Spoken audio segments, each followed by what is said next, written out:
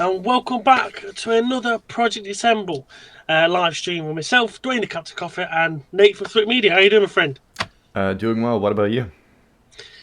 Not too bad. It's been a bit of a hectic week, that sort of thing. Like clocks going back. Yeah. We had Rocket Raccoon Eleanor's birthday on Monday, Halloween. So yeah, it's been bonfire night as well and that lot. So it's just been absolutely nuts, sort of thing.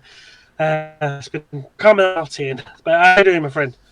Yeah, doing well. Just excited to get to this because I've been waiting to show this for quite some time, and then eventually Phase 6. So I'm very excited to get to it.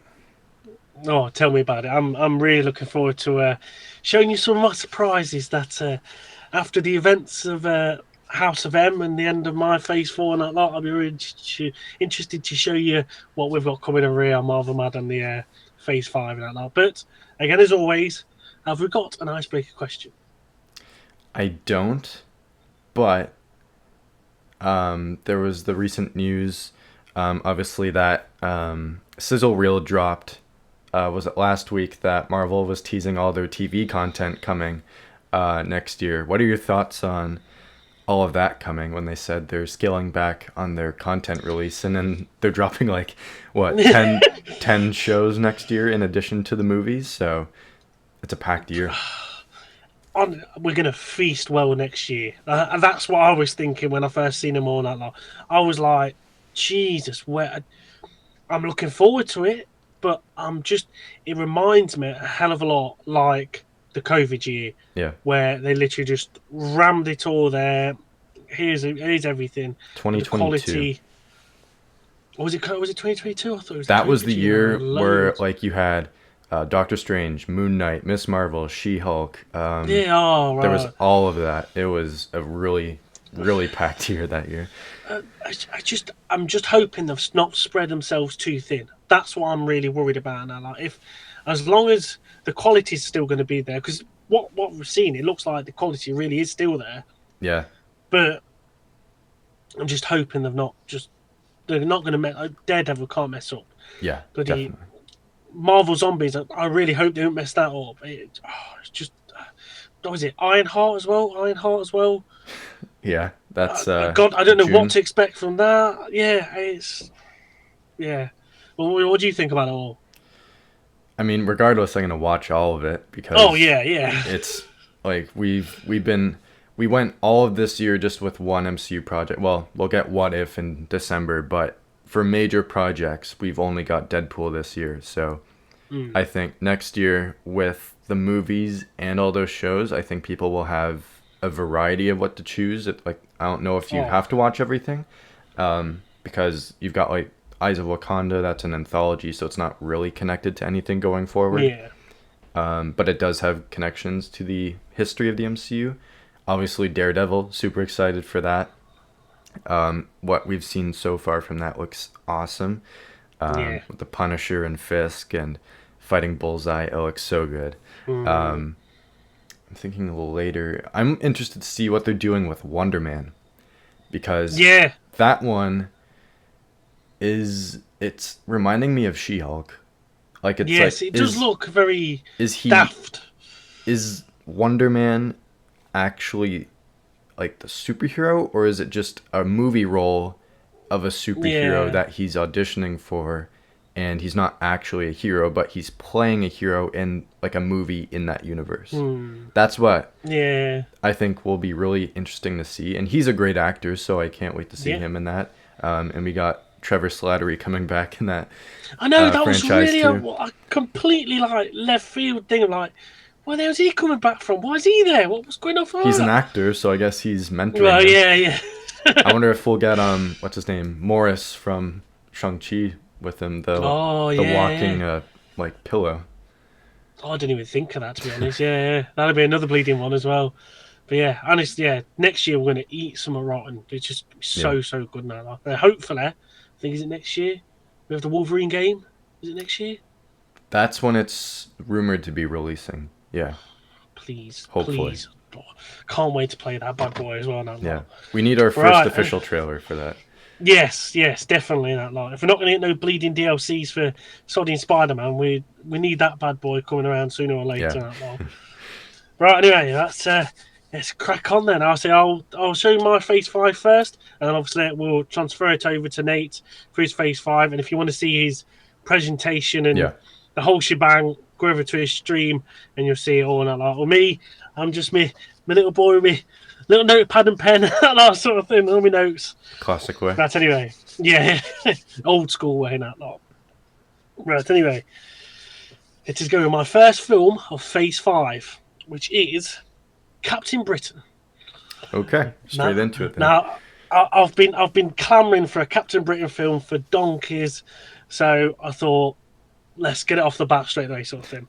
So it's going to be an origin film of Brian Braddock, how he becomes Captain Britain, where he's almost killed in a car crash, but Merlin appears in front of him and offers him a second chance, and he receives the Amulet of Right. So the story, well, the main first of the story, with a giant event that happened in America, coming from the House of M, it sends a massive shockwave around the globe. This rips open the veil in between our universe into the multiverse and omniverse.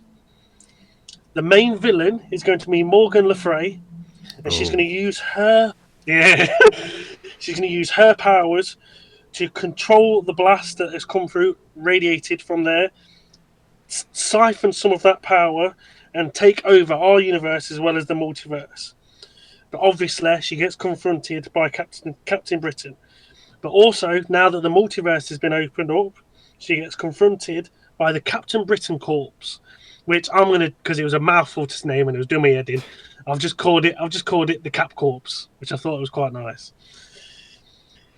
In this, you'll have different versions of Captain Britain, and these versions of Captain Britain will be Captain Carter, Captain UK, Captain Wales, Captain England, Spider UK, and Lionheart. They'll all work together as a cohesive unit to take down and defeat Morgan Le Fay. Now, our first post-credit scene, and I've based this on very much like the post-credit scene from Iron Man 1. okay. So Brian is going to be in a MI5 office in London, and two agents walk into the room. One is from S.H.I.E.L.D., and it is going to be Agent Coulson. The second one is another person called Joseph Chapman. His code name is Union Jack. And they're going to say to him, "You think you're the only superhero in the UK? Well, to be fact, you're incorrect. We want you to take charge of not just the Captain Cap Corps, also a team from MI5 in the UK of different superheroes here. And also, when the call comes out, you can always help the Avengers over on the other side of the pond." And then we'll end it there. So that was my first film, Captain Britain. It's very interesting. That Morgan Le Fay would be a villain for him. I don't know if there's any like links to them in the comics, but she's a pretty powerful villain. So that's cool. You got a good mix of variants in there too, like a lot of very different versions of UK heroes, like Spider-Man UK and Captain Carter is in there. Um, I'm curious to see if you're gonna introduce a team with him eventually. I'm not gonna say it because I don't know if that'll come into existence. Um, but it's interesting that you have a character like him dealing with the multiverse, because that's something that I wouldn't have even thought of if I had him in my universe. Then I would have never thought that that would be the launching point to introducing the multiverse. So that's really cool. So yeah, that's a good start to Phase 5. I, I wanted to take a different approach to some of the aspects of the multiverse and stuff like that sort of thing. So I was doing my research on Captain Britain, and obviously he does have an effect in the multiverse with the Captain Britain corps. And I was like, "Sod it, I'm going to literally have that bad boy and use it in a way for my sort of story, and maybe eventually there'll be some other things and some other people that might have different variants turn up. You never know that lot." And if anybody watched my Spider-Man episode on Monday Night Live, I did mention Spider UK, because there is an actual suit in the first Spider-Man game where you Yeah. can have the Spider UK outfit, and I was like, "Oh my lord, I did not realize that was in the first game like that." So it was another one that I So had to have in that did lot. you write him into this story after you saw that, or was it always in it? No, no, he was in it before, and he was in Okay. it for ages now. Like, and then I was playing through Spider-Man, the remastered one. Didn't start the DLC, and they were going through the uniforms. I'm like, "No way! Okay. You can I get wasn't him on sure this if as well." you Sort saw of that and you were like, okay, I know where he could fit into thing. my No, movies. no, I saw him doing my research, and I already had him in me like plans anyway for it. But Okay. then seeing him in the game, I'm like, "No, that's a bit weird, coincidental to do that sort of thing." That was just Yeah. amazing. Right, anyway, my second film. Now this is where this starts to ramp up to the climax of the end of Phase 5 for me. But this is your first teaser into, oh boy, something's coming. So my second film is The Silver Surfer. Okay. Now, after the events of Planet Hulk, where he was a gladiator, he goes off to go and find Galactus to be his herald again, and to make sure he's not devouring planets he didn't need to. On his travels to go and find him, though, he does go past his home planet, and he finds out Galactus has actually destroyed his home planet. The Silver Surfer is devastated and absolutely enraged, manages to find Galactus devouring another planet that didn't need to be sacrificed. After he confronts Galactus to find out why, and Galactus was like, "Well, you wasn't here to guide me. It was in my way. I needed feeding. I was hungry." With that confrontation a lot, and Silver Surfer not knowing whether to disappear and just leave him be, or still try and control him some more, we find out that the Elders of the Universe are after Galactus' cosmic power for themselves. These are going to be the main villains of this film. The Elders of the Universe will be Trico Slaterus, the champion of the universe, Father Time, the Grandmaster, the Collector, Challenger, and Ego the Living Planet, in obviously a human form. With this finding out that these beings are after Galactus and want to consume his power, he reluctantly works with Galactus to stop them attacking him and defeating him.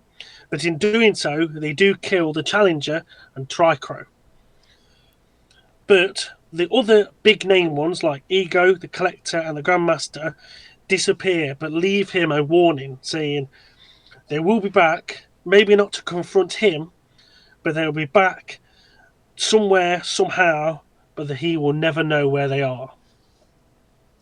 The post-credit scene in this, the Silver Surfer is leading Galactus away to a planet that almost is dying and feels that is the right planet for Galactus to devour. And all of a sudden, they see a ship just flying past, not bothering with Galactus or the Silver Surfer at all, heading outwards away from them. Galactus sees this ship and is intrigued by it, slowly turns round, starts to follow this ship towards wherever its destination may be. We then see a clip of a computer screen saying this destination is actually Earth. And all you hear is a familiar scream roaring out into a pitch black. Okay, I think I might know what that is. Maybe. That's a very interesting second film to kind of introduce what I think you're introducing in this. I'm not going to say it again, but yeah, that's really cool. Silver Surfer definitely needs a project of his own, and I think that's a really cool one. There's a couple of those names in that group of the villains that I had no idea who those people are. But I'm sure they're very powerful in the comics and that. Yeah, it's a very good project you got there. I'm curious to see what that ending actually leads to if I'm thinking of this direction properly. Well, again, it was like I like Silver Surfer. I like how he's very cosmic, but he's also got ties towards Earth and stuff like that. And I Yeah. wanted to just have him just out there about sort of thing. And again, other things that happen in that can lead on to other projects maybe down the line.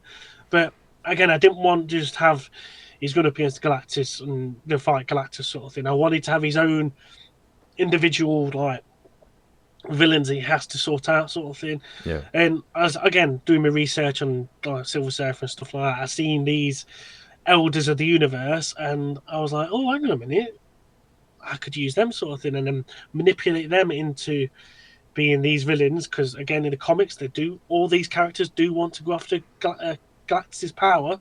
And I thought, right, well, we'll have them bad boys in it, sort of thing. Nice. All right. Now this one, I didn't have a proper name for this title, and it went through that many different sort of reboots and stuff like that sort of thing for the name. Like Blade. And I really, yeah. And I'm really struggling with this title that long. Now, okay, I'll admit it now. The original title, and it's only because we were watching like old Star Wars films and stuff like that sort of thing. So the original title for this was Ant-Man: A New Hope, and it's only because I watched episode 4 of Star Wars that long. But luckily enough, I've come to my senses, so I didn't do that. So it is Ant-Man: New Reign. Now, after the events of the past few years and the death of his wife, Janet Van Dyne, Hank Pym feels like the Ant-Man moniker and costume should be retired. If he was guilty for her death, if he was guilty for his person being manipulated by the Skrulls and other beings, so he wants to just work as an advisor towards S.H.I.E.L.D. and the Avengers on working on different projects. One of them projects is a robotic being that will take his brain pattern, and he can send this robotic being out into the universe, or out into the wild, basically, to fight for him, basically, and help out when needed. We then shift over to another man called Scott Lang, an ex-convict who's rehabilitating and being a part of the community. He's trying to better himself and do good by his family. But when his daughter, Cassie Lang, becomes seriously unwell, He needs a specialist doctor in the local area to come and help her. They get her to the hospital.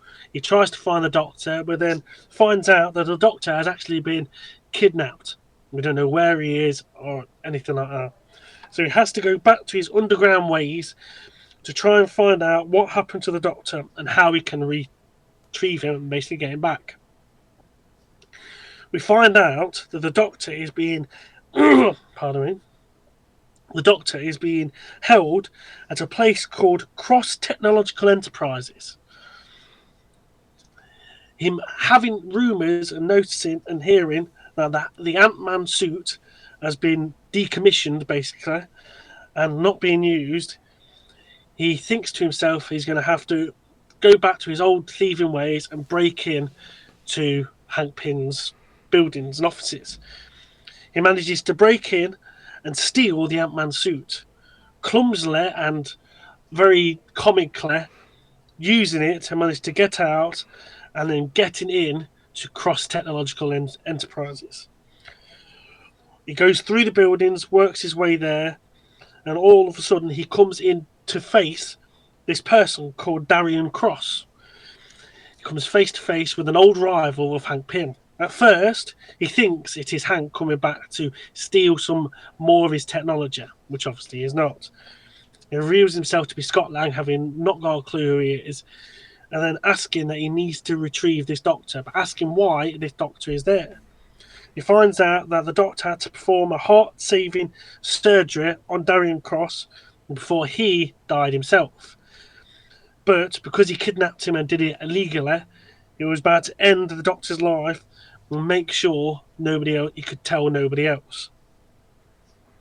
With this being said, they have a fight and he calls himself the Yellow Jacket, obviously the villain of this film. They have a battle, and with him still clumsily and not knowing what he's doing, sort of thing, with the Ant-Man suit, they don't necessarily defeat the Yellow Jacket, but he manages to save the Doctor and escape. Thankfully enough, the Yellow Jacket not following after him. He manages to get the Doctor back to the hospital where he can perform a life-saving surgery and operation to save his daughter. A few days pass, and with his daughter recovering well, they're able to manage to eventually leave the hospital. As they are walking out, they are confronted by Hank Pym and some SHIELD agents, talking to Scott Lang, saying, "You've got something in mind. We need to have a little word about it." The post-credit scene, the Illuminati is holding another meeting. Mr. Fantastic, Doctor Strange, Iron Man, Black Panther, and Professor X. They are talking about the devastating events of now called M-Day. Charles saying that there are only 198 mutants left in the entire world with no power, with powers. All the other mutants have been devastated. They are not sure about how they'll be able to get their powers back, but they do know one way they might be able to, but it does mean breaking new ground with new beings on the moon. They also say that the moon could be their first base of operations as something is coming towards Earth, and they find out it is an old friend. Everybody here must needs to reinforce themselves and prepare for the worst. That is Ant-Man. It's very cool. Bringing Scott Lang into this now. You skipped over it very quickly with the whole Pym developing the world-saving robot thing, but I know exactly what you're leading to with that, and I'm very excited to see what you do with it. Well, Um, you don't really see it much. It's just a design. It's just a design in the moment. okay, okay. You never know what's going to happen. Um, but yeah, having Darren Cross as the villain makes sense because he's really only Scott's really major villain, I think, is Cross being Yellow Jacket. But yeah, did a great job with that one, and I'm very curious to see what that post-credit scene, like who those people are on the moon. I have an idea of who they might be, and some certain minerals they have that can give people powers. But yeah, I'll let you keep going then. Like I say, with that one, I didn't like struggle, but I wanted to bring in elements of we need to have a changing of the guard now from Hank Pym to Scott. Hank's been through a lot already in my Yeah. first three phases, sort of thing. So I thought it was quite a nice time and just have that change of power, sort of thing. I wanted his daughter in there because obviously his daughter can play some sort of role in the future, maybe in that lot. She's also And the then whole reason obviously he's doing this thing. exactly that lot Yeah. sort of thing. And then obviously the post credit scene like plays even more of a role coming forward now, that sort of thing. Okay. And it's just a nice way to show like the Illuminati are still around. They're still there. They're still not scheming. I think scheme is the wrong word, sort of thing. But they're still out and about, sort of thing. Right. I mean, throat is killing me. Just getting over a bleeding cold now. Like, I'm just trying to get shaky. Right. Anyway, next one, episode 4, film 4 is Iron Man Armor Up. Right. After the warning from the Illuminati meeting, Iron Man needs to start tooling up and making countermeasures for a friend that's coming back. He's working on a new suit codenamed Big Red. He also introduces everybody to his army friend James Rhodes, and he gives him a suit, the War Machine. We switch over to Justin Hammer after being humiliated with siding with Osborn and the Dark Avengers, supplying all them with armor, weapons, a helicarrier, and everything like that. He is out for revenge again. He manages to retrieve some more of his technology that he left. He retrieves more equipment from the devastated helicarrier and starts to send out some feelers for other people that are looking to get revenge on Tony Stark. He manages to get in contact with a person called Boris Belinsky. He is looking for revenge on Tony Stark after defeating his mentor and idol, Crimson Dynamo. They work together, and Boris becomes Titanium Man, the villain of this film. First of all, Titanium Man goes to a Stark compound, manages to destroy it, hopefully lowering out Tony Stark into a battle. This doesn't happen, but he does get confronted by James and is confronted by the War Machine. With him still not knowing how to use the suit properly and everything like that, Titanium Man is easily able to defeat War Machine, no problems at all. And he takes all the equipment that he's got back and managed to salvage back to Justin Hammer to tool up more armor and more weapons and stuff like that. He goes back to another compound of Starks with more high-tech security and high-tech items there, but this time is confronted with the combined effort of Iron Man as well as War Machine. This combined effort, they're able to take Titanium down with pretty much no problem at all and lock him up. The post-credit scene, there's a mysterious man, a mysteriously unusual man looking up at Stark Tower, hood up, looking very shifter. He whispers into his wrist. This is Captain Marvel reporting back to home base. After the things that have gone off on this planet, it could be a danger to us, waiting further orders. Okay. It's a very interesting project again. Titanium Man I would not have seen coming at all. I thought you were gonna go with like I don't know if you already did Whiplash. Did you do Whiplash? Okay. No, You not did yet. Crimson Dynamo, obviously. Malin with the Extremis True. virus. You could have done Super Adaptoid too. I guess that would be more of like an Avengers villain though too. Yeah. But yeah, very nice choice having Hammer come back and kind of link up the events of the last saga into this one.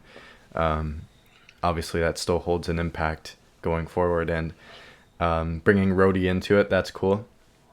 I can't wait to see what you do with Tony and Rhodey, because obviously the MCU did something with them in some way. Um, and yeah, I'm excited to see what you've got going with Marvel there. I'm curious to see if you're bringing all of them or just a few of them.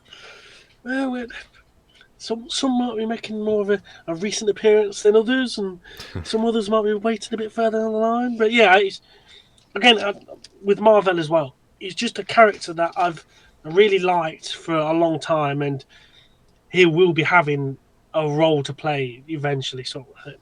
Okay. And War Machine had to come in eventually. I do like War Machine, and their their sort of team up with Iron Man. I always think of similar to like Bucky and Captain America sort Yeah. of thing. It's very on them same sort of lines, and I just wanted to continuously have an impact on things that have happened in Phase Three, and they still are having an effect in this, and the consequences are far-reaching sort of thing. Right. Right. We have. I've scarcely had these origin films in there, but I've had another origin film. Oh, pardon me. This time it is the Inhumans. Okay. Now, thousands of years ago, at the beginning of the Kree Skull War, some Kree scientists established a base on a nearby planet in the Milky Way, Uranus. Still calling it a planet because it's a planet to me. That's Pluto. That isn't a planet anymore. Oh, Pluto, yeah. Yeah. So they're having this base on Uranus, and they notice that there's some very primitive beings on a nearby planet. They manage to kidnap them and start manipulating and experimenting on them to make this inhuman race. After the Supreme Intelligence finds out what is happening with these experiments, he forbids it from continuing these experiments, saying that these inhuman beings could someday come back and destroy the Supreme Intelligence itself. So they set up a nearby base on its Earth's moon and leave the being there to survive on their own, leaving them desolate from any other kind. Generations later, we are introduced to these Inhumans royal family. And we have Black Bolt, obviously the king, Medusa, Karkanak the Shatterer, Gorgon, Triton, Crystal, Maximus the Mad, and obviously everybody's favourite, Lockjaw. They think they live on their own and have not been had any human contact, and nobody basically knows about them. They think, obviously, we know, the Illuminati know about them. But the villain of this film will be Maximus the Mad. And after noticing the events of House of M, he starts to offer some mutants special crystal powers that, when cracked, he thinks will be able to help them bring back their power, but is actually manipulating them to take the crystals so he can have there be a double agent and accuse Black Bolt of giving weaker beings their precious Terrigen crystals. He gets in contact with Magneto, but after the events again of House of M, Magneto is very dishevelled and with no powers to his name is very reluctant to work with anybody or talk to anything, and he's not impressed by Maximus's bold wishes and claims that he'll be able to restore his powers. But Quicksilver has overheard this discussion. He agrees to take the Terrigen crystals from Maximus and open them up to see if he's correct in bringing these powers to him. He goes to a nearby housing estate, sort of suburb, and breaks open the Terrigen crystals that Maximus is giving him. He does grant Quicksilver back his powers, and also mutants nearby their powers as well, but they are so overwhelmed that the Terrigen mist actually ignites their powers tenfold, and they become enraged and overpowered, losing control of what they can do, destroying even more of Geonosia. Maximus, again playing devil's advocate, a double agent, goes back to Black Bolt, starts accusing him of gifting lesser beings the Terrigen crystals. Black Bolt just not taking any notice and believing there's something suspicious going on. Takes the whole gang of Inhumans there, his like, team basically, back down to Earth, as well as Maximus, to confront what has been going off. The mutants there are totally been bewildered, not knowing what these beings are, and confounded on who the hell are they, where these come from, how do they have these magnificent, awesome powers. Maximus, worried that it's going to be found out, starts a fight, and chaos assumes.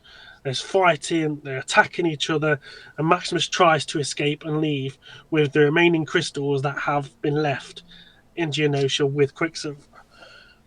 Luckily enough, Black Bolt and the other Inhumans managed to basically depower them, stop them down, just defeat the enraged mutants there, and just like settle the whole argument and just turn to pack it in, basically, that sort of thing. Stopping Maximus from escaping and taking what they think is all the crystals with them back to the moon. Now we have two post-credit scenes in this one. Oh, where's he gone? Oh, there he is. I'm avoiding them for a minute. He disappeared on me then. Oh, okay. We have two post-credit scenes in this one. First of all, we have Quicksilver with 2 or 3 crystals in his hand, talking to Magneto, saying, if we crack these open, I can grant you your powers back, and you could be the master of magnetism once again. Magneto, not knowing and worried about what happened with the rest of the other mutants in the suburb and seeing what it did to them, is not convinced and wants to talk to Charles just so they know what will be safe for them. The second post-credit scene is the Inhumans back on the moon locking up Maximus, and all of a sudden alarms and sirens and everything are going off around them at the base. They're wondering what's going on. Is he trying to escape? Is somebody coming to get them? They go out and they see a giant ship there hurtling past the moon, but as they're going past, it is destroying. As the ship has seen a base out on the moon, it is trying to destroy it and nearly almost wipes that base off the moon completely. Then again, you just hear a massive roar, and the 4 words that are left on the black screen as it's going into it: the Hulk is home. Okay. So you completely flipped it on what I was expecting now. I thought you were going with something else that I'm still not going to say, but off camera you mentioned something to me that I thought that's where you were going with it, but I guess that's not the case. That's a very interesting take on the Inhumans. It's completely different from what I did with them in mine, and having the whole mutant tied to it. That's really cool. And obviously Maximus, I think, made sense as the villain. Having Quicksilver and Magneto play a part in that, I was not expecting, but that's really cool. And yeah, I'm curious to see what comes from Hulk's arrival back to Earth. I wanted the Inhumans to come in, sort of thing, because with them being on the moon, there was going to be always the first port of call for what's to come next, sort of thing. And with, again, from the House of M, like, still having ramifications of things again all around the world as well as at home as well, sort of thing, they had to have a part in it, because it was like, well, how are the mutants going to get their powers back? That is obviously one of the ways, sort of thing. So it was just all nicely worked together and just linked really cohesively towards it, sort of thing. But this is the big one. This is the one I'm looking forward to really getting my teeth into and seeing what you think. But this one is World War Hulk. And it literally continues straight after from that, goes straight into this one.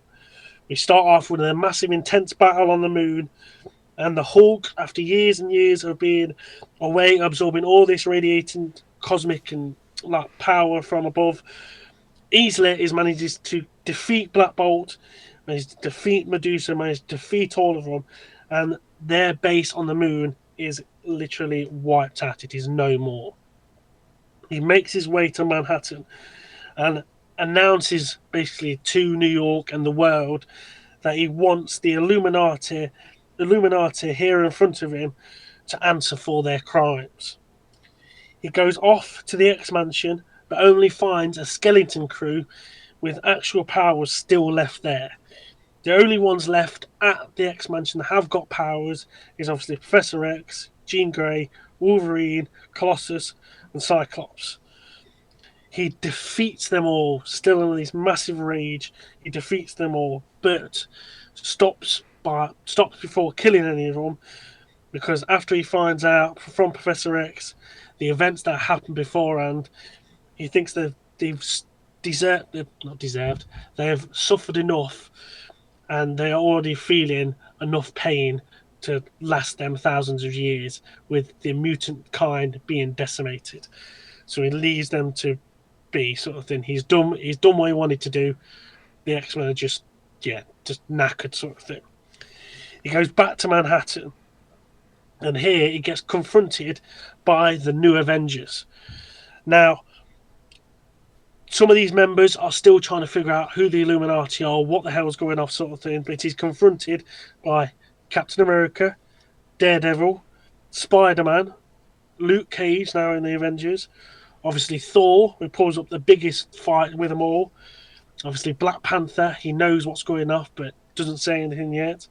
And also, Captain Britain coming to answer the call. Well, obviously, you have some big hitters in this, like Thor, and they do put up still a giant fight, but they still get defeated by Hulk and his war-bound team. He goes to Stark Tower, confronts Stark, thinking he is like the biggest perpetrator of them all. And before Stark could even utilize any of his countermeasures and utilize Big Red, Stark Tower is decimated and destroyed by the Hulk. And Stark is defeated and just laid to waste basically within almost killed. He goes to the Baxter building. And again, fights the Fantastic Four with Ben, Sue, and John there, all trying to figure out why they're being attacked, what's going on, why are they being victimized. But obviously, Reed, Mr. Fantastic, knows exactly why. He's paying for it now. Again, before he can do any of his countermeasures, they all get decimated and just taken out of sort of thing. He then also gets confronted by the Red Hulk. They have another massive battle. And again, with how much radiation and just power he is absorbed, he also is just decimated and destroyed and just defeated. The Red Hulk is just like knocked out, done, sort of thing. Nobody can stop this almighty Hulk. With this being said, they put obedience discs on all the heroes, and him and his warbound, while being attacked by Shield, and as well as like the government and everything like that, they set up Madison Square Garden as their own Colosseum.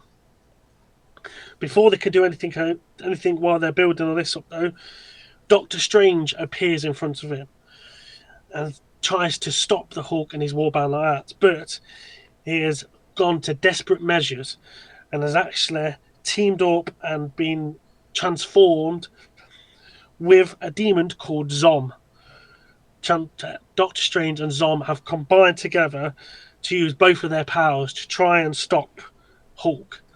Even with their almighty powers, they are still not able to defeat the Hulk, and Doctor Strange has now got an obedience disc on him as well. Zom, the demon, manages to disappear and get out the hell out of there, sort of thing.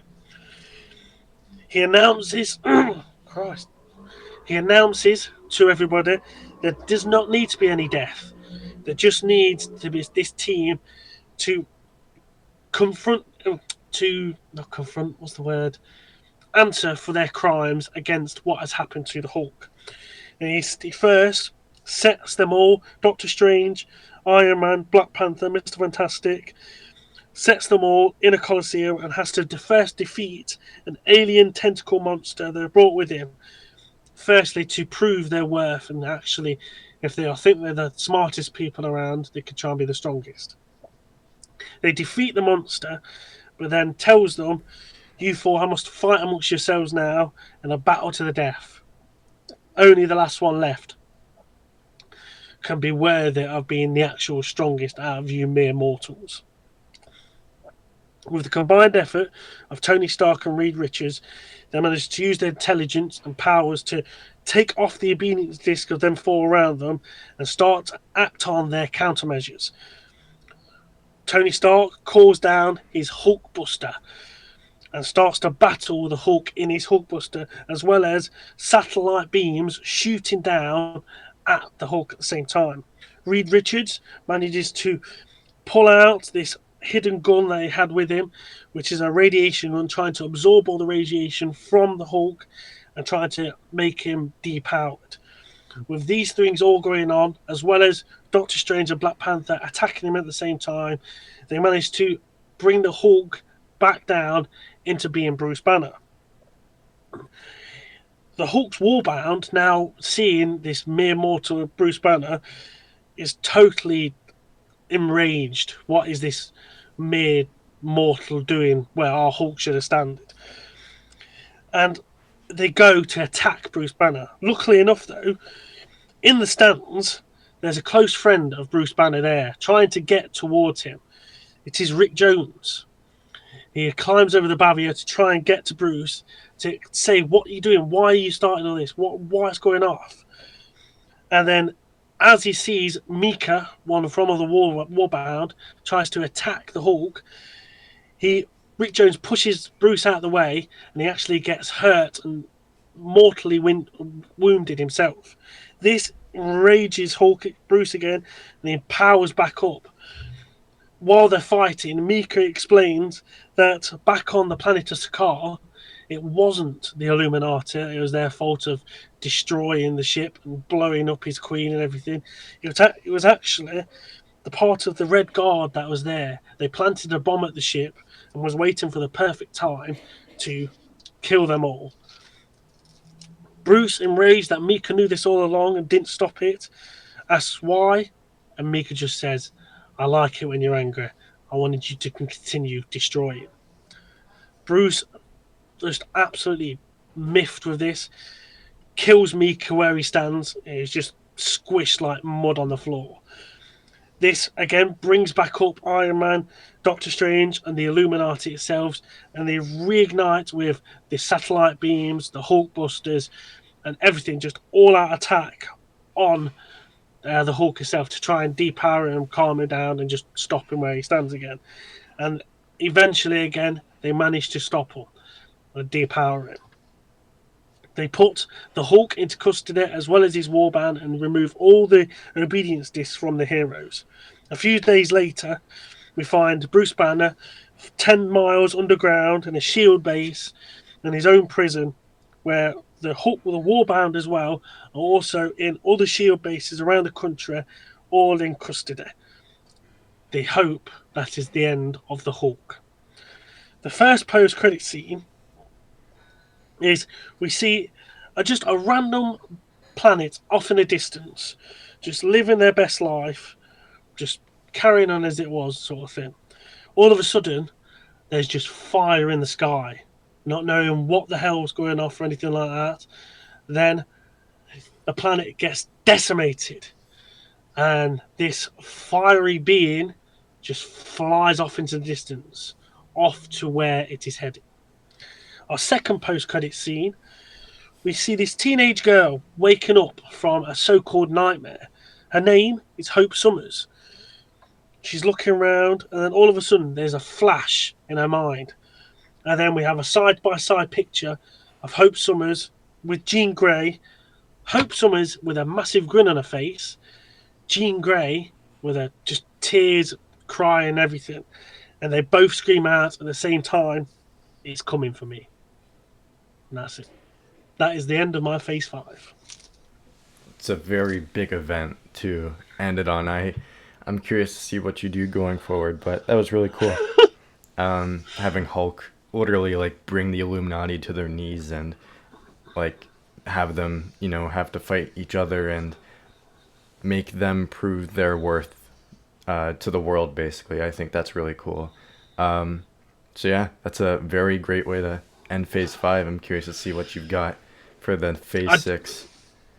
I said I just always wanted something to have a consequence. Like there's things that are answering from this, from the first three phases, and there's stuff in these that I'll answer in phase 6. And if we ever carried on with doing this, like in next year, further down the line again, there's always a knock-on effect. But yeah, I just love to have a proper Hulk film again Yeah, that just has him as not the big bad, but as a proper threatening being. yeah, that's really cool. So yeah, you got a great Phase 5 there. Thank you very much. All right, we doing good on time, by the way? Yeah, still got a good half hour, 35 minutes yet. You're all good. Okay, I'll have to speed through mine then. Yeah, that's what I Um, was trying to do. I was trying to like really. all right, so I will switch to mine. If anyone's on Marvel Mad's channel, I have my presentation on mine that I'm going to pull up.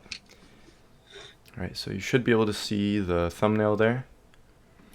All right, so let's get started on my Phase 5. So in Phase 4, we had Friendly Neighborhood Spider-Man, Captain America and the Falcon, Guardians of the Galaxy 2, Thor God of Thunder, The Astonishing X-Men, and Avengers Code Red.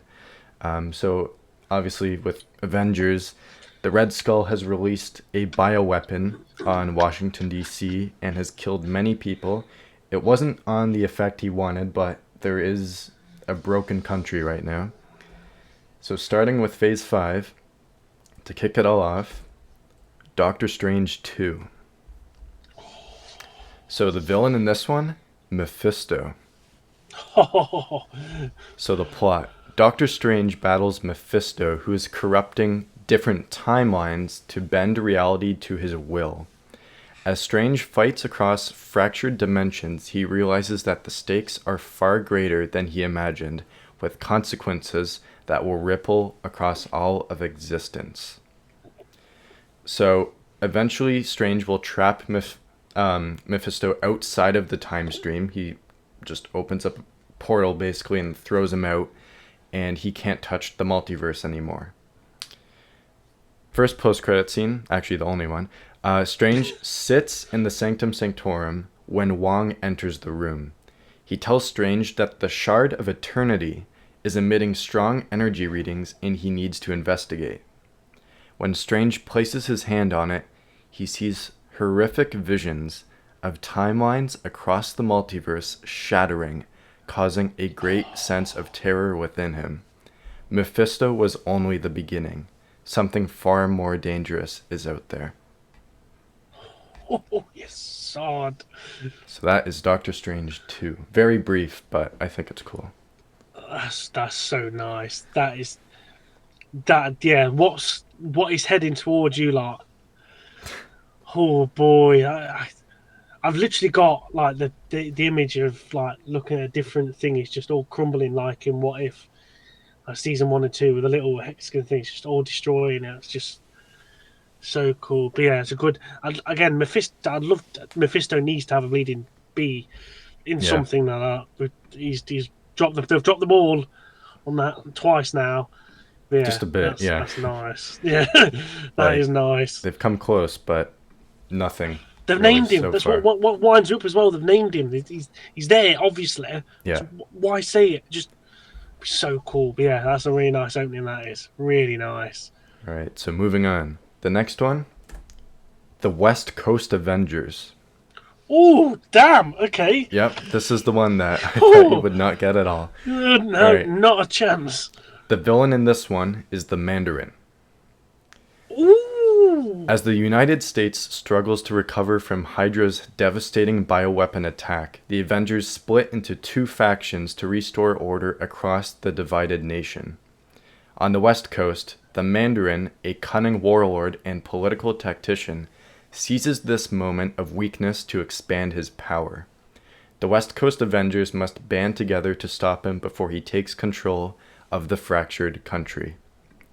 So the team that has been split off from the main Avengers, you have Hawkeye, who's the leader, Wasp, Wonder Man, She-Hulk, Hercules, and Falcon. So eventually, the team strips the Mandarin of his powered rings and imprison him in the raft, and they send a message to his home country, Kunlun. The US is in much better shape now, and the Avengers promise to keep the two teams spread out in the event of another large attack, as the nation is still, somewhat in a chaotic state, but it's better than it was before. The post-credit scene. So if you remember from the last Avengers movie, Ant-Man died.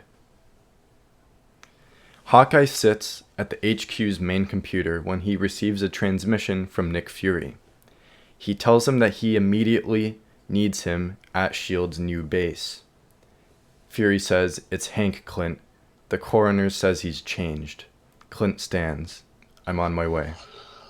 Oh, no way. No. No, you're not doing that. Surely not. Oh, So that is the damn. West Coast Yeah, Avengers. I didn't see that come. Not a chance. That's the one based in San Francisco? Yeah, they're like in California somewhere, like LA Yeah. or San Francisco. So yeah, that is the West That's Coast nice. Avengers. The Mandarin as well. I didn't see the Mandarin coming for their villain. Not a chance. Didn't see them coming as a team. Didn't see that Venom coming.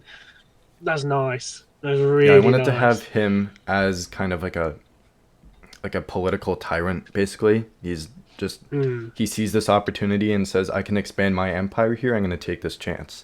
So that's what he did, and he has the rings as well too. So he's very powerful, but the Avengers stop him. All right. That's so cool. Next up, Fantastic Four 3. This is a very classic Fantastic Four story. The villains are Galactus and Terrax the Tamer. Okay. So this is the first time that the team has faced Galactus. So the Fantastic Four face their greatest challenge yet when Terrax the Tamer, a cosmic warrior, arrives on Earth, heralding the approach of Galactus, the Devourer of Worlds. With the fate of the planet at stake, the team must unite to stop Terrax and find a way to halt Galactus before Earth becomes his next meal. So, eventually Reed will build a machine to send Galactus and Terrax to the negative zone, and it works. However, the team is sucked in as well, except they are thrown out of the portal in between the connecting points. So if you picture like in Thor Ragnarok when they're chasing Hela through the when they're traveling to Midgard and Asgard, and there's all the rainbow waves flashing, Yeah. they've completely crashed through the side of it like Loki did, Damn. and they've left that travel point. The post-credit scene. The team crashes into a sea of sand in an unknown area and regain their strength. They look up to see a large pyramid and then notice a large city in the distance. Witnessing a blend of technology and ancient civilization, the team is in awe of what they are experiencing. An old man with a cart sees them, and Reed asks where they are. The man tells them they are in his paradise. When Reed questions who him is, the man says, Ramatut. Ooh. Oh, damn. So Oh, that's where that movie is going. shit is going down. And it's only going to get bigger from there.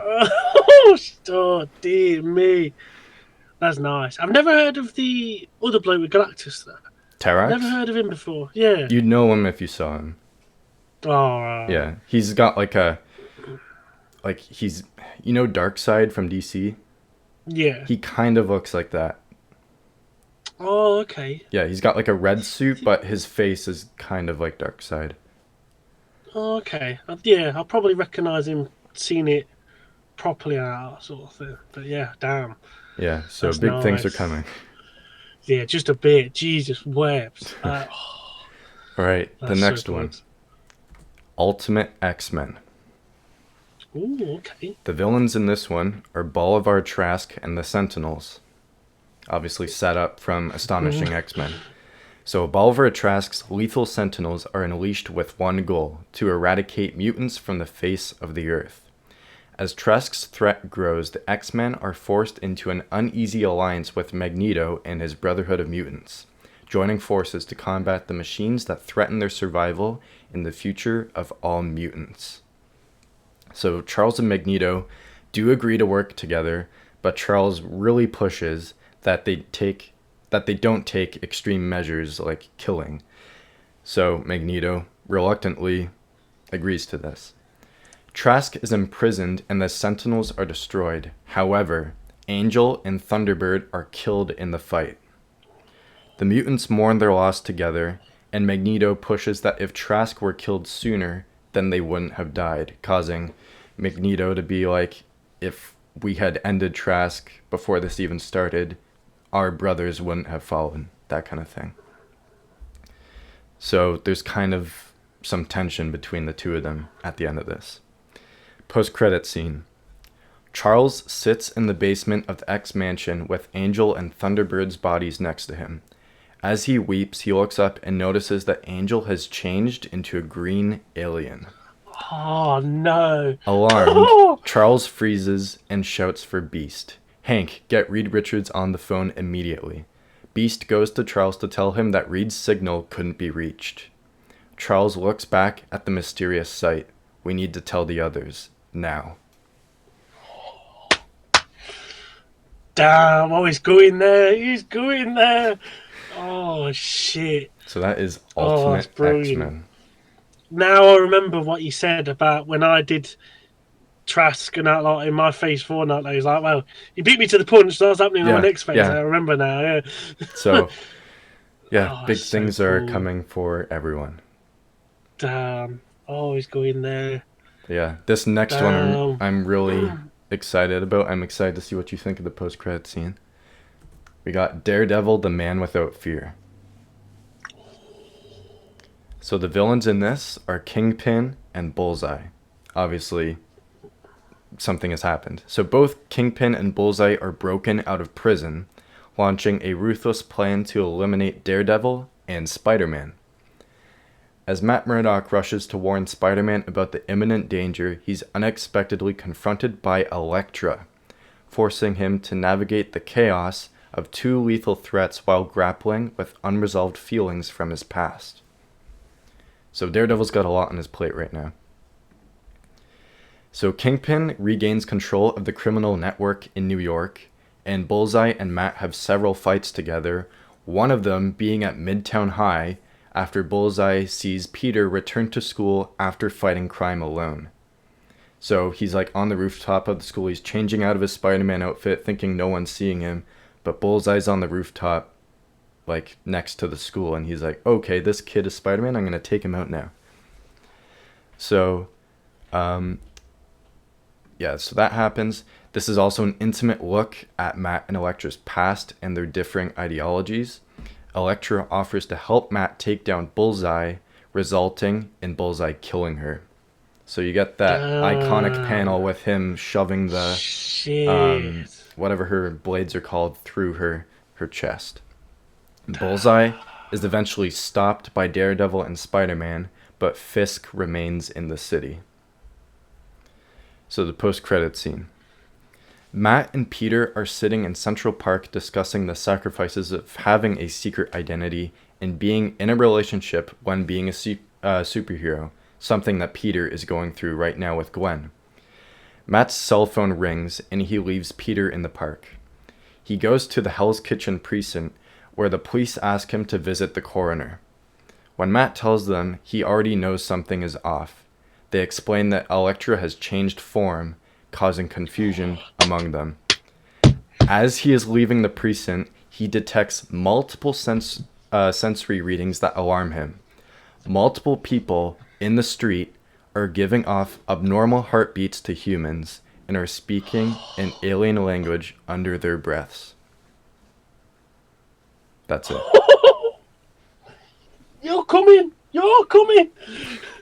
So I thought that'd be really cool no. that Daredevil can detect those beings with his... That is how he can sense the way their hearts beat and all Yeah, that. I thought that would be really cool. So that's yeah, wicked. That is. I that is never even thought of that. that is Daredevil, the man without fear. Oh, so cool that is. Having that iconic just scene as well, and Yeah, I like how somebody actually cops Spider-Man getting changed as well now. Like all yeah, these times, yeah. It's he's, been a he's while. like, "Oh yeah, I'm just getting changed. No, nobody sees me a lot." I like how there's consequences to that happening, but Yeah, damn. yeah. So it should be no surprise that the next one is Secret Invasion Part 1. Oh, fuck off! No way. So the villains in this, Queen Varanki and the Skrulls. In Secret Invasion Part 1, the truth behind the Skrull infiltration is revealed when their operatives, disguised as heroes, are exposed after a series of deaths among the various teams. As paranoia and distrust spread among the remaining heroes, they must band together to uncover how long the Skrulls have been infiltrating Earth and their true motivations for their invasion. This begs the question, who do you trust? So, Queen Varanki of the Skrulls reveals that their ships have been flying above Earth for years undetected. Like, there's been a huge mothership above Earth that they've had in, like, a cloaking state for years. They fled their home world before its destruction and went to find a new home, coming across Earth. The heroes have tense meetings with each other, trying to crack down on who else is a Skrull. It is revealed that Captain America, Black Widow, Wonder Man, Wasp, Cyclops, and Iceman were Skrulls. The remaining heroes kill them and find out that the real heroes are being held on the ships in Earth's orbit. So the post-credit scene. Steve Rogers wakes up in a dark room with wires and harnesses all around him. He looks around to see others with him, heroes, villains, and civilians. Queen Varanki walks into the room and notices he is awake. She tells him that in the coming days the planet will be theirs and that his friends have turned on each other. Steve vows to stop them and free every captive of theirs. Varanki leaves, with Steve starting to come up with a plan to save everyone. So that is Secret Invasion Part 1. Oh, Jesus wept. Yeah, so Oh, that's so cool. there's a divide on Earth because obviously they found out people were Skrulls, but they don't know if anyone else is hiding it. And then there's this up in space where the people that were captured are being held. That's So, yeah. so cool. I'm so glad you're doing next week's Phase 6 because I need to know what the. If you're starting off with part 2 of that for your Phase 6, Jesus Almighty. Well, you won't Oh, have to wait because the next one is Secret Invasion Part 2. what you see? You're actually starting off Phase 6 of that. This is the end of Phase 5, is Secret Invasion Part 2. Oh, So, once again, Queen Varanki and the Skrulls are the villains. The heroes unite to confront Queen Varanki and her Skrull forces in a final battle for Earth's future. With the stakes at their highest, they must overcome their divisions, defeat the Skrull invaders, and restore order to a world left in chaos. So, Steve teams up with the captured heroes and villains on the Skrull ships and bring the civilians back to Earth. So he basically fights his way through their ship to find a ship to get everyone on and bring them back to Earth. He takes the heroes and villains to meet with the Avengers and X-Men, as well as the solo heroes. As hesitant as they are, the heroes agree to work with the villains that are brought back. They form a plan and take a full offense to Queen Varanki, having taken over the Capitol building in Washington, D.C. A large-scale battle erupts, with numerous Skrulls using superpowered abilities against the heroes and villains. Varanki is killed, and the remaining Skrull forces retreat on their ships. The heroes and villains remain on the battle ravaged area as the humans gather to cheer them on for saving them. The heroes let the villains go, but warn they will stop them if they step out of line again. The world is back to normal in some ways. Post-credit scene number 1. The heroes meet at the Avengers Mansion to take time to properly reunite with one another. Doctor Strange suddenly comes through a portal and tells the heroes they need to start preparing for their next fight. Confused, the heroes ask what is coming. Strange says he doesn't know exactly, but it is far greater than what they previously experienced. Post-credit scene number 2.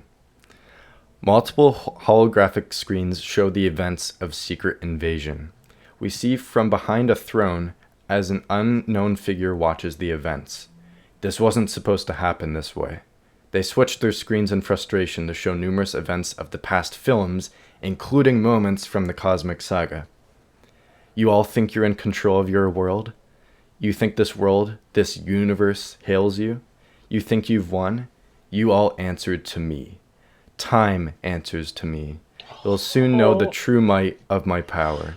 You've taken everything from me, and now you will know true loss. I will avenge her.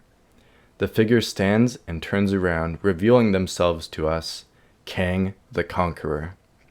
I will hunt them across every century, across every world, until I've ended them once and for all. And that is how Phase 5 ends. Oh, that's so good. I was not expecting a double parter in Phase 5, I'll admit. I was not expecting that at all. I thought he was going to make us wait, but... No, I said I broke the Oh, my rules lord. on the structure, and Yeah, that's yeah, what I yeah. did. Just... Oh, so good. I love Secret Invasion. And that sort of take on it, completely sort of different to what I had in my Phase 3, Yeah. my first phase in that lot, and oh, that's so good. That is so good now. Like, it's unbelievable. Yeah. So now Oh, it's what revealed that Kang the Conqueror is the main villain going forward. And he's got a bit of a grudge on these heroes, and he's trying to avenge someone. So, yeah, it's only going to get much bigger from here and much more exciting. oh, that's gonna be so good. Again, I'm so glad you're next week because I love Kang. I loved Kang. I just yeah, it's gonna be so cool. That's gonna be so good. Damn. Yeah. See, this is So, why this is why we leave the best till last. Just kick out these amazing stories. Oh my lord, it's so good. so yeah, that is Phase Oh, 5. that is brilliant. That is absolutely so good. Now, like, oh boy, yeah, I Yeah. cannot wait. That was such a good Phase 5. That was so good. Again, as well, we've said it all the way through, but each one of our phases have been completely different to Yeah. each other. That lot. There's obviously with similarities. Like the thing is your Phase 5 with the X-Men was on my Phase 4, and Yeah. Secret Invasion with my first 3 phases and stuff like that. But so good, so good. Now I love how we've got two different contrasting views on how we do the stories as well. Yeah. So good. That's just So this oh. next phase is gonna get crazy, and it's gonna be emotional, and it's gonna be heavy. So I don't. I literally. You said I said off camera that I might need to have tissues next episode, but there's I some don't know pretty where. heartbreaking things in the Yeah, end. So I just I don't know where. I really don't know. I've proper like confuddled me. I really have. I don't. Yeah, I I will can't say wait. the last two, I've like written like full on scenes. So you'll get a much more like in depth like look at what actually happens in those Nice. movies. So I'm excited to get to it. That's gonna be so good. I cannot. Yeah, that's. But it also is Oh, revealed that like Kang has been watching this forever yeah, since the beginning. yeah. So that's going to be revealed why he's been looking at them this whole time. It's so good, so good, and I'm pumped, absolutely pumped for next week. And I just yeah. Well, that's the end of our Yeah. Phase 5 live stream. That lot. Yeah, just wow. I was quite impressed. I was quite happy with my Phase 5, but again, every single time the storytelling you can make. Kevin Feige, get this boy on their bleeding team. Jesus wept. I'll print this all Needs out to. and I'll like push it down his desk and say, Yeah. when we So look. reboot, this is it. Yeah. Here's the story. Just you can take snippets from it. Just give me some credit. Yeah. Just put me in the executive producing team or something like that. Yeah, I'll take 5%. Yeah. Yeah. But yeah. Oh dear. But That's the end of Phase 5 and the live streams. Have you got anything coming out this week? Nothing planned right now, but I had two recent videos I put out. One on Monday, that was the villains that I think would be in Insomniac Spider-Man 3. So if you haven't seen that, that's on my channel. I also had a Spider-Man villain, like in the Insomniac universe, a tier list video ranking their designs, which is just over 5,000 views now, which is crazy. So if you haven't seen that yet, check that out. And yeah, that's pretty much it for now. I say, well, tonight we're going back to Lego Avengers, and we're finishing off the first the first Avengers film in Lego. That's coming out tonight, and we was like talking about this I gave Nate a bit of a heads up, but on Friday, I think it was the end of October.